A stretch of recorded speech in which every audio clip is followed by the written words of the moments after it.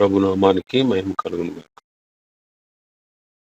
కూడి వచ్చిన మీ అందరికీ పరిమళ ఆత్మీయ సహవాస సంఘ విశ్వాసులందరికీ మన ప్రభువును ప్రియరక్షకుడునైన యేసుక్రీస్తు వారి శ్రేష్టమైన నామములో శుభములు మరియు అందరికీ వందనాలు. లేవీకాండం 6వ అధ్యాయాన్ని మనం ధ్యానం చేసుకుంటాం. లేవీకాండం 6వ అధ్యాయం మొదటి 7 వచనాల్లో మనము మన సహోదరునికి వ్యతిరేకంగా పాపం చేస్తే ఆ పాపం దేవునికి వ్యతిరేకమైనది అనే విషయాన్ని మనం ధ్యానం చేసుకుంటాం.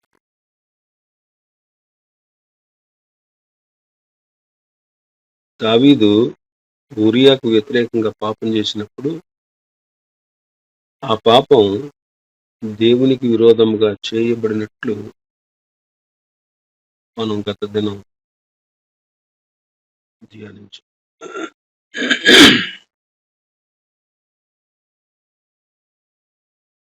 ప్రతి మానవుడి యొక్క పాపం దేవుని ఎదుట వ్యతిరేకమైనది. మరి ఈ భాగంలో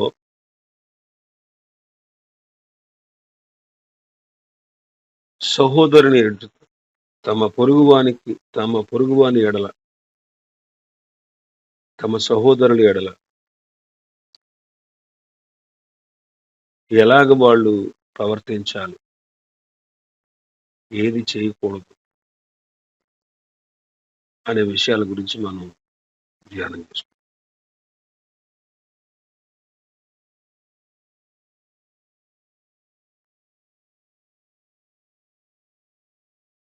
సహోదరునికి వ్యతిరేకంగా చేసేటువంటి పాపాలేంటో మనం ఈ భాగంలో రాయబడినటువంటి వాటిని మనం ధ్యానం చేసుకుంటాం.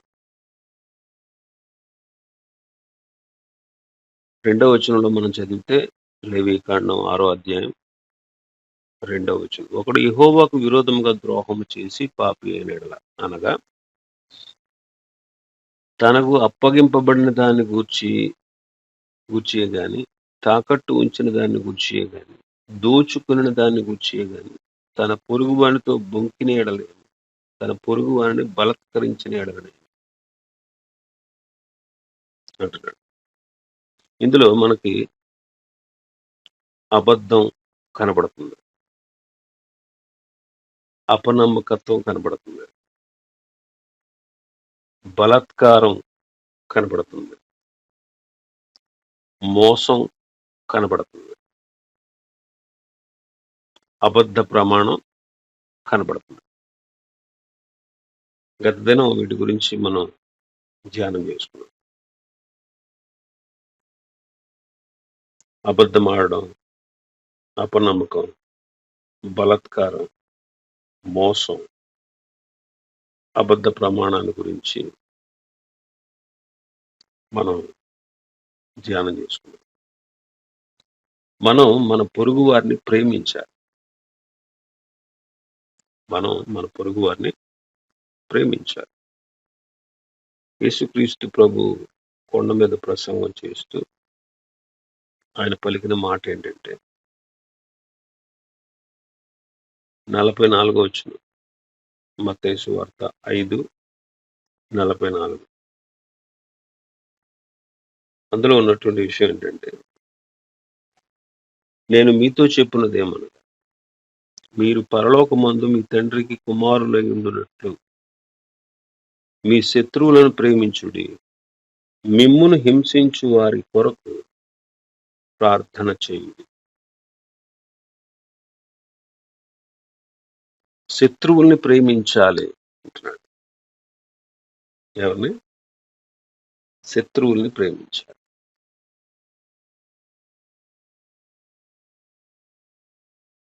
పొరుగువారిని ప్రేమించాలి, మన శత్రువులను కూడా ప్రేమించాలి అనేది దేవుని ఆజ్ఞ.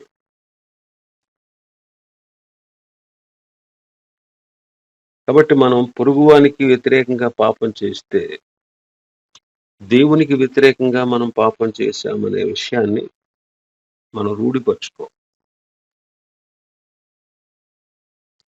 మనం మన పొరుగువారిని ప్రేమిస్తే గనుక పైన చెప్పినటువంటి ఈ 5 రకాల పనులు వాళ్ళకి చెయ్యం. అందుకే గలతీ పత్రికలో పౌలు గారు అంటారు 6వ అధ్యాయం 10వ వచనంలో, మరి విశేషముగా విశ్వాస గృహమునకు చేరిన వారి ఎడల మనం మేలు చేయాలి అంటారు. విశ్వాస గృహమునకు చేరిన వారి ఎడల మేలు చేయాలి. కనుక అపరాధ పరిహారార్థ బలి ఈ అధ్యాయంలో 4 బలుల గురించి విధిని మనం తెలుసుకుంటున్నాం. 1 అపరాధ పరిహారార్థ బలి యొక్క విధి, 2 దహన బలి, 3 నైవేద్య బలి, 4 పాప పరిహారార్థ బలి. ఇందులో భాగంగా అపరాధ పరిహారార్థ బలిలో సహోదరులకు వ్యతిరేకంగా చేసేటువంటి అపరాధాల గురించి మనం చెప్పుకుంటాం. కనుక ఈ అపరాధ పరిహారార్థ బలి మొదటిగా మనల్ని మన పొరుగు వానితో సత్సంబంధాన్ని కలిగించేదిగా ఉంది.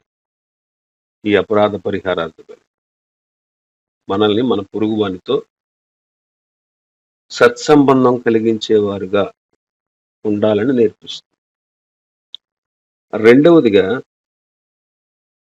ఎవరైతే హాని పొందారో, ఎవరైతే ఎదుటి వ్యక్తి పాపం చేసినప్పుడు, తప్పు చేసినప్పుడు, నష్టం కష్టం కలిగించినప్పుడు ఏ వ్యక్తి అయితే హాని పొందాడో ఆ వ్యక్తి మనసులో ఉన్నటువంటి కష్టం, కోపం తీసివేయబడుతుంది ఈ అపరాధ పరిహారార్థ బలి ద్వారా.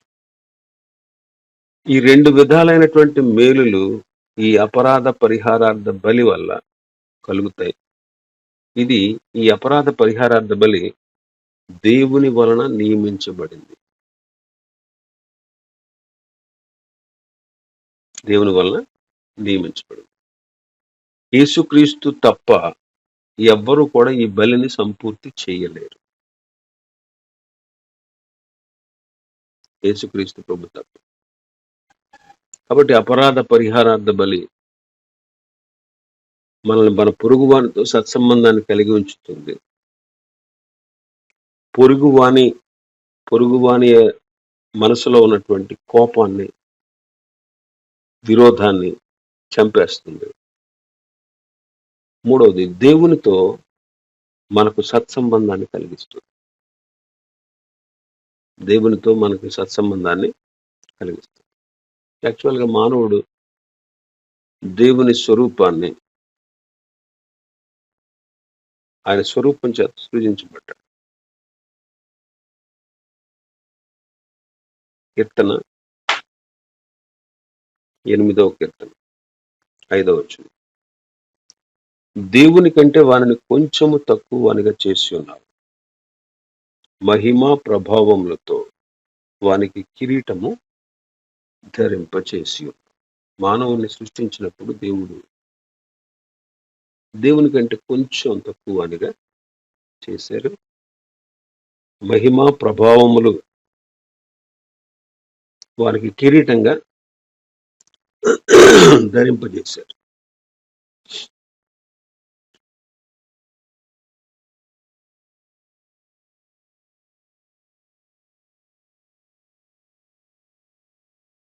మహిమ ప్రభావములు ఆయన కిరీటముగా మానవుడికి ధరింపజేశారు. అందుకే రోమపత్రికలో పౌలు గారు అంటారు, ఏ భేదము లేదు, అందరూ పాపం చేసి దేవుడు అనుగ్రహించు మహిమను పొందలేకపోతున్నారు. అంటే మానవుడు పాపం మహిమను కోల్పోయేటట్టు చేస్తుంది.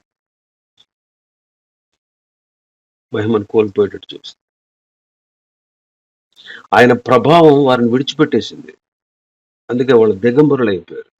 ఆది మానవుడు మహిమ ప్రభావం వాళ్ళకు ఉండేది.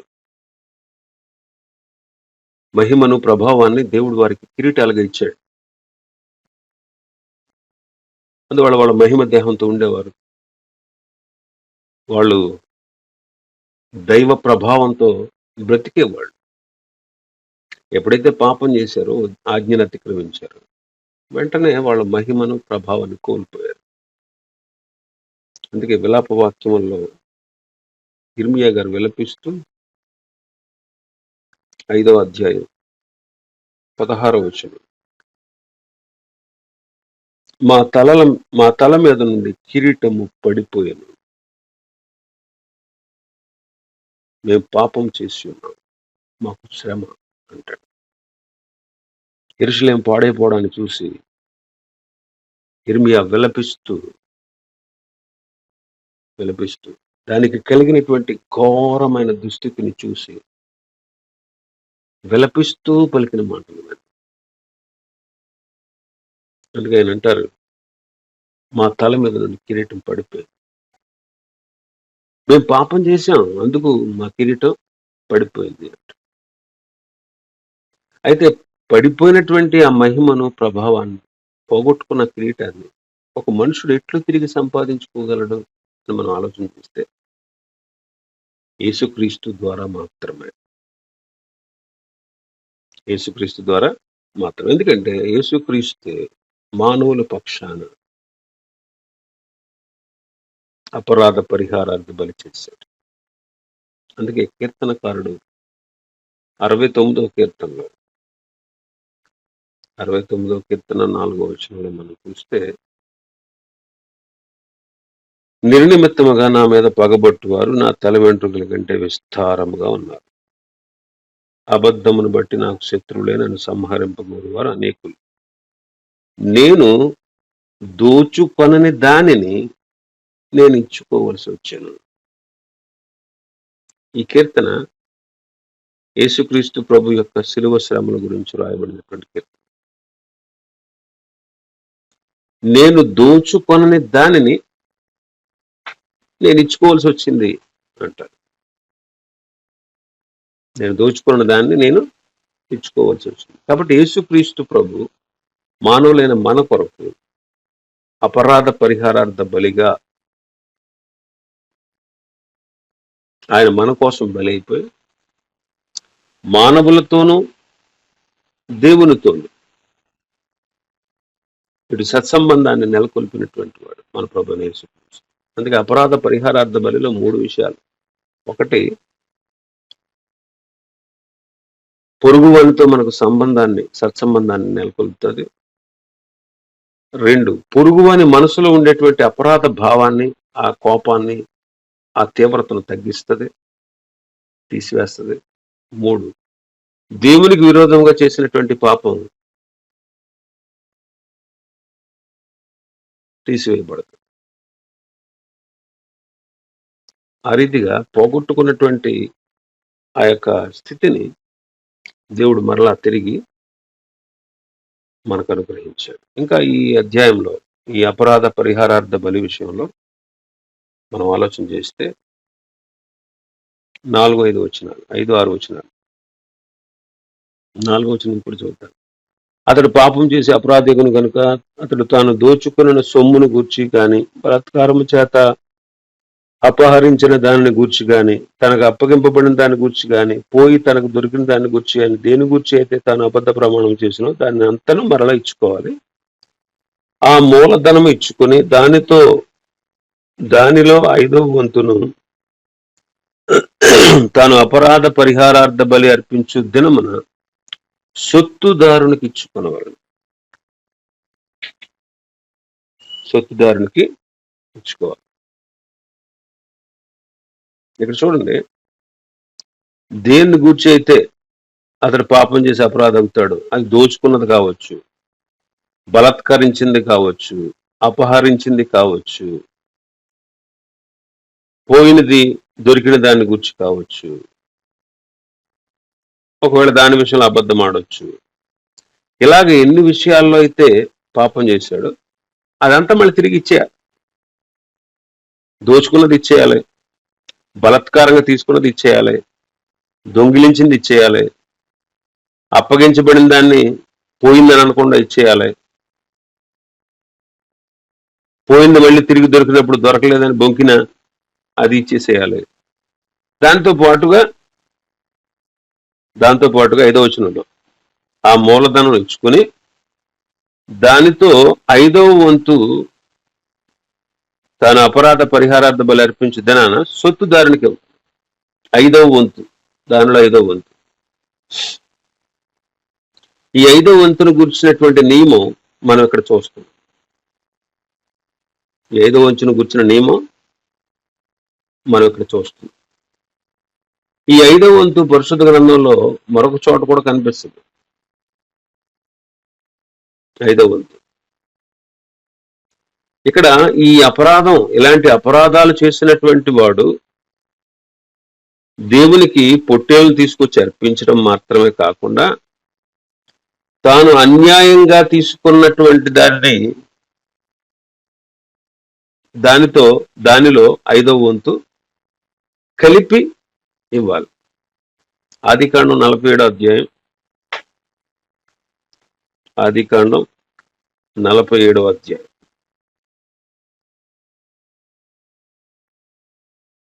కాబట్టి ఆదికాండం 47:18 వచనాన్ని మనం చదివితే, ఆ సంవత్సరం గతించిన తర్వాత 2వ సంవత్సరం వారు అతని ఎద్దుకు వచ్చి, ఇది మా ఏలిన వారికి మరుగు చేయము, ద్రవ్యము వ్యయమైపోయింది, పశువుల మందలు ఏలిన వారి వశమైపోయినాయి, ఇప్పుడు మా దేహాలు మా పొలాలు తప్ప మరి ఏమీ లేవు. ఐగుప్తు దేశంలో కరువు వచ్చినప్పుడు, యోసేపు అధిపతిగా ఉన్నప్పుడు, ఆ 7 సంవత్సరాల కరువులో వాళ్ళు ఐగుప్తీయులందరూ కూడా ధాన్యం ఫరో దగ్గరికి వచ్చి కొనుక్కున్నారు, యోసేపు దగ్గరికి వచ్చి కొనుక్కున్నారు. వాళ్ళు అంటారు, అయ్యా ద్రవ్యం మా దగ్గర అయిపోయింది, పశువుల మందలు కూడా ఇచ్చేసాం మీకు మా ఆహారం కొనుక్కోవడానికి, ఇదిగో ఇప్పుడు మా దేహాలు ఉన్నాయి, మా పొలాలు ఉన్నాయి, ఇంకేమీ లేవు, మరి ఏం చేయమంటావు? మేము నశించిపోవాల్సిందేనా? కాబట్టి నువ్వు ఆహారాన్ని ఇచ్చి మా పొలాలు కొను, మా పొలాలతో పాటు మేము ఫరోకి దాసులం అయిపోతాం, మేము చావకుండా బతికేటట్లు మాకు సహాయం చేయని అడుగుతాం. అప్పుడు యోసేపు ఐగుప్తు భూములన్నిటినీ కూడా ఫరో కొరకు కొనేశాడు. కరువు వాళ్ళకి భారంగా ఉన్నందువల్ల ఐగుప్తీయులందరూ కూడా తమ పొలాన్ని ఫరోకు అమ్మేశారు. కాబట్టి భూమి అంతా కూడా ఫరోదైపోయింది. ఐగుప్తు దేశం పొలిమేర ఆ చివరి నుంచి ఈ చివరి వరకు కూడా జనుల ఊళ్ళలో ఉన్న అన్ని పొలాల్ని ఫరో కొరకు కొనేశాడు. అయితే యోసేపు ఏమంటాడంటే 2వ వచనంలో, ఇదిగో నేడు మిమ్మల్ని మీ భూముల్ని ఫరో కొరకు కొనేశాను, ఇదిగో మీకు విత్తనాలు ఇస్తున్నాను, పొలంలో విత్తండి. అయితే 5వ భాగాన్ని మీరు ఫరోకు తీసుకురావాలి, ఫరోకు ఇవ్వాలి. 4 భాగాలు పొలంలో విత్తడానికి మీకు మీ కుటుంబం వారికి ఆహారం అవుతాయి. 5వ భాగాన్ని మాత్రం, అంటే పొలం పంటలో వచ్చినటువంటి భాగాన్ని 5 భాగాలుగా చేసి ఒక భాగాన్ని ఫరోకి ఇవ్వాలి. ఇది అక్కడ మనకు కనిపిస్తుంది. ఈ 5వ వంతును కూర్చున్నటువంటి నియమం లేవీకాండం 22వ అధ్యాయంలో కూడా కనబడుతుంది. లేవీకాండం 22వ అధ్యాయం 14వ వచనం, ఒకడు పొరపాటున ప్రతిష్ఠితమైన దానిని తిని నీడల వాడు ఆ ప్రతిష్ఠితమైన దానిలో 5వ వంతు కలిపి దానితో యాజకునికి ఇవ్వాలి. ప్రతిష్ఠితమైనది లేవీలే తినాలి. అయితే లేవీల్లో కొందరు పిల్లలు ఉంటారు, బిడ్డలు ఉంటారు. కొంతమంది ఎవరైనా సరే తమ పిల్లలు అన్యజనులు చేసుకుంటే ఆ అన్యుడైన వాడు ప్రతిష్ఠితమైన దాన్ని తినకూడదు. ప్రతిష్ఠితమైన దాన్ని ఒకవేళ పొరపాటును తిన్నాడు అనుకో, ఆ తిన్నదానికి ఆ ప్రతిష్ఠితమైన దానితో ఎంతైతే తిన్నాడో దానితో మళ్ళీ 5వ వంతు కలిపి యాజకునికి ఇవ్వాలి. ఇంకా లేవీకాండం 27వ అధ్యాయంలో కూడా మనం ఈ ఐదొంతలు 5వ వంతును గూర్చి మనం తెలుసుకోగలం. ఇక్కడ 4 విషయాల్లో ఈ 5 వంతు నియమం కనబడుతుంది. 13వ వచనం ఒకసారి చదువుదాం. 27, 13. 11 నుంచి చదివితే, జనులు యెహోవాకు అర్పింపకూడని అపవిత్ర జంతువుల్లో ఒక దానిని తెచ్చిన ఎడల ఆ జంతువుని యాజకుని ఎదుట నిలబెట్టాలి. అది మంచిదైతేనేంటి, చెడ్డదైతేనేంటి, యాజకుడు దానికి వెల నిర్ణయించాలి. యాజకుడు వగు నీవు నిర్ణయించిన వెల స్థిరమవుతుంది. అయితే ఒకడు అలాంటి దాన్ని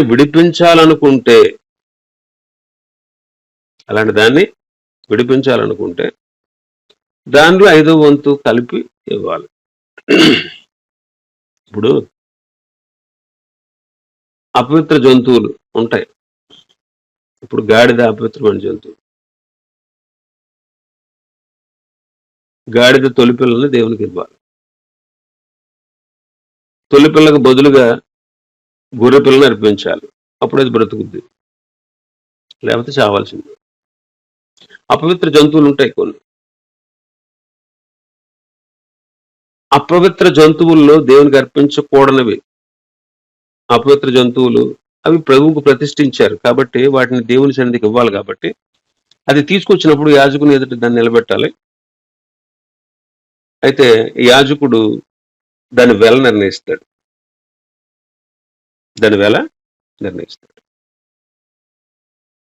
ఒకవేళ అలాంటి దాన్ని, ఆ వెల నిర్ణయించిన దాన్ని ఆ యజమానుడే, తెచ్చినోడే, నేను దాన్ని విడిపించుకుంటానండి, డబ్బులు ఇచ్చేస్తాను అన్నాడు అనుకో, 5 వంతులు, 5వ వంతు, ఒకవేళ 200 రూపాయలు అనుకోండి, అది యాజకుడు నిర్ణయించాడు ఇది 200 రూపాయలు అని. అయితే అతడు 240 రూపాయలు ఇచ్చి దాన్ని విడిపించాడు. 5వ వంతు అది. ఇంకా 15వ వచనంలో, ఎవడైనా ఒకడు తన ఇల్లు ప్రతిష్ఠించాడు అనుకోండి, దేవునిది, నేను దేవునికి ఇచ్చేస్తున్నాను, ఇది దేవునిది, అది మంచి ఇల్లు చెడ్డిల్లు, యాజకుడు వచ్చి దాని వెల నిర్ణయిస్తాడు. యాజకుడు నిర్ణయించిన వెల స్థిరమవుద్ది, ఎవరిని కొనుక్కుంటారు. ఒకవేళ ఆ ఇల్లుని ప్రతిష్ఠించిన వాడే దాన్ని విడిపించాలనుకుంటే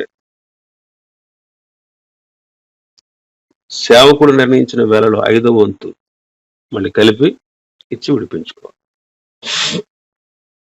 ఇంకా మనం చూస్తే 27వ వచనం, అది అపవిత్ర జంతువైన ఎడల నీవు నిర్ణయించి వేళలో 5వ వంతు దానితో కలిపి దాన్ని విడిపించవచ్చును. దాన్ని విడిపింపని ఎడల నీవు నిర్ణయించిన వెలకు దాన్ని అమ్మేయాలి. ఇప్పుడు చూడండి, తీసుకొచ్చిన వాడు విడిపించాలనుకుంటే 5వ వంతు కలిపి ఇవ్వాలి, లేకపోతే బయటకు అమ్మేస్తారు వాటిని. కాబట్టి అపవిత్రమైన జంతువుల్లో తొలిపిల్లను విడిపించాలనుకుంటే, ఇంకా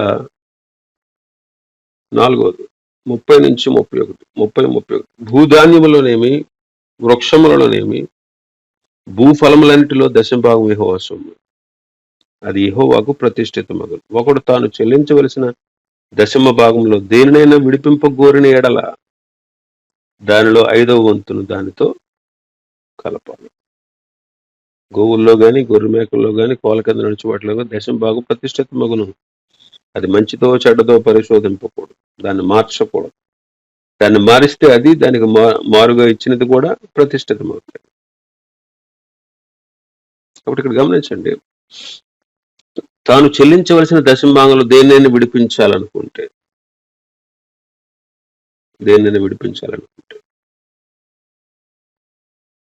దానికి 5వ వంతు కలిపి ఇవ్వాలి.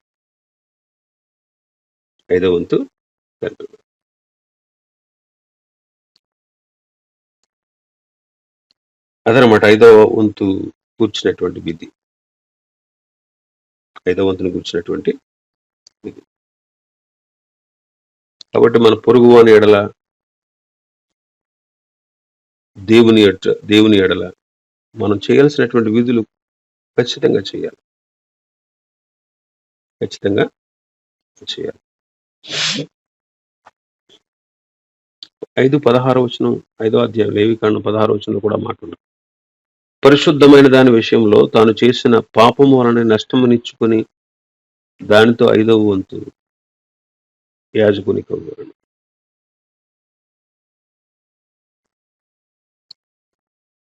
కాబట్టి దోచుకున్న దాన్ని, బలాత్కారము చేత పట్టుకున్న దాన్ని, దొంగిలించిన దాన్ని, పోయినది దొరికిన తర్వాత కూడా దొరకలేదని బొంకినా సరే, ఒకవేళ ఏదైనా అబద్ధ ప్రమాణం ఏదైనా దేని విషయంలో చేసినా సరే, అలాంటి వాళ్ళు ఈ అపరాధ పరిహారార్థ బలి అర్పించే విషయంలో ఈ నియమాలు వాళ్ళు పాటించాలి. ఈ నియమాలు పాటించాలి.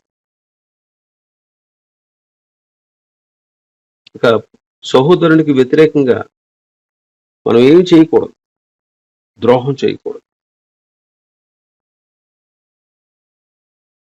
అయితే ఈ అపరాధ పరిహారార్థ బలి మన ప్రభువైన యేసుక్రీస్తుకు సాదృశ్యంగా ఉందని చెప్తున్నాను.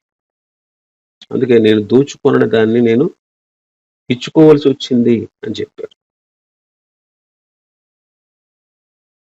అంటే మన పాపాలని ఆయన పాపాలుగా ఆయన భరించి ఒప్పుకొని వాటి నిమిత్తం ఆయన ప్రాయశ్చిత్తం చేశారు యేసయ్య. అందుకే లేవీ కాండంలో ఉన్నటువంటి బలులు యేసుక్రీస్తు ప్రభువు వారు చేసినటువంటి, సిలువలో చేసినటువంటి సంపూర్ణమైన ప్రాయశ్చిత్తాన్ని చూపిస్తా ఉన్నాయి. సంపూర్ణమైన ప్రాయశ్చిత్తాన్ని చూపిస్తా ఉన్నాయి. ఈ అపరాధ పరిహారార్థ బలి మనకు ఒక విచిత్రమైన సంగతిని బోధిస్తుంది. అదేంటంటే యేసుక్రీస్తు ప్రభు యొక్క ప్రాయశ్చిత్తం అటు దేవుణ్ణి ఇటు మానవుల్ని కూడా సంతృప్తి పరుస్తుంది అనే విషయం మనకు తెలుస్తూ ఉంది.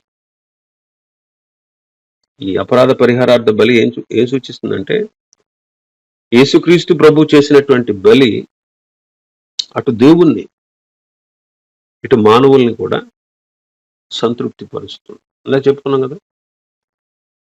ఒకటి అపరాధ పరిహారార్థ బలి మన పొరుగువానితో మనకు మంచి సంబంధాన్ని కలిగిస్తుంది. మన పొరుగువాని మనసులో ఉన్నటువంటి విరోధాన్ని తీసేస్తుంది. అటు దేవునికి వ్యతిరేకంగా చేసిన పాపాన్ని కూడా పరిహరిస్తుంది. కాబట్టి దేవుణ్ణి మానవుణ్ణి కూడా సంతృప్తి పరుస్తాం.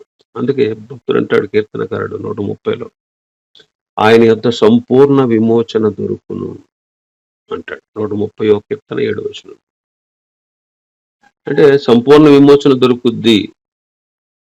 ఇంకా ఆ అధ్యాయంలో మనం చూస్తే కృప దొరుకుతుంది. యెహోవా యొద్ద కృప దొరుకును. ఇంకా అధ్యాయంలో విమోచన దొరుకుతుంది. 130వ కీర్తనలో మాటలు ఉంటాయి. మరి ఇలాగని దేవుని దగ్గర విమోచన దొరుకుతుంది, క్షమాపణ దొరుకుతుంది, కృప దొరుకుతుందని మన ఇష్టానుసారంగా మనం ప్రవర్తించవచ్చా? ప్రవర్తించకూడదు. ఎప్పుడు ప్రవర్తించకూడదు. ఆయన దగ్గర క్షమాపణ దొరుకుద్దని, ఆయన దగ్గర కృప దొరుకుతుందని, ఆయన దగ్గర సంపూర్ణ విమోచన దొరుకుతుందని మనం ఎప్పుడూ కూడా ఇష్టానుసారంగా ప్రవర్తించకూడదు.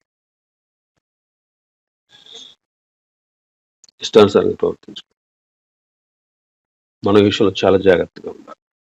కాబట్టి మానవుడు చేసిన ప్రతి అపరాధాన్ని యేసుక్రీస్తు ప్రభు సిలువలో భరించారు. అందుకే సిలువలో ఆయన పలికిన మాటల్లో ఆఖరిది సమాప్తమైనది అంటాడు. సమాప్తమైనది. కాబట్టి ఆయన చేసినటువంటి ఆ సిలువ కార్యాన్ని ఎరిగిన మనం అనుదినము ఆయన మహింపరచవలసిన వారు.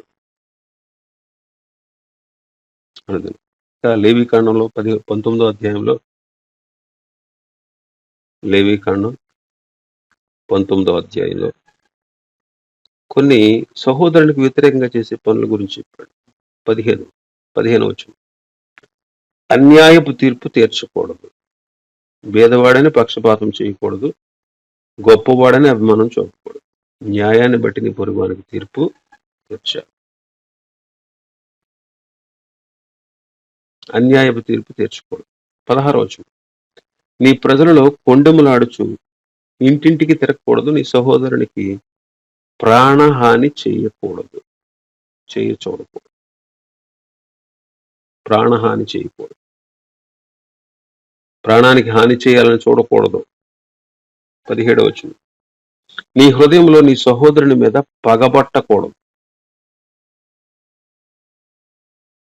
నీ పొరుగువాడు పాపం చేస్తూ ఉంటే ఆ పాపం నీ మీద కూడా రాకుండా ఉండాలంటే నువ్వు తప్పకుండా వాడిని గద్దించాలి. 18వ వచనం. కీడుకు ప్రతి కీడు చేయకూడదు, నీ ప్రజల మీద కోపముంచుకొనక నిన్ను వలె నీ పొరుగు వారిని ప్రేమింపవలను. ఇది ప్రభు చెప్తున్న మాట. పొరుగు వాని విషయంలో అన్యాయంగా తీర్పు తీర్చకూడదు, సహోదరునికి ప్రాణహాని చూడకూడదు, సహోదరుని మీద పగబట్టకూడదు, కీడుకు ప్రతి కీడు చేయకుండా, ఆయన ప్రజల మీద కోపం ఉంచుకోకుండా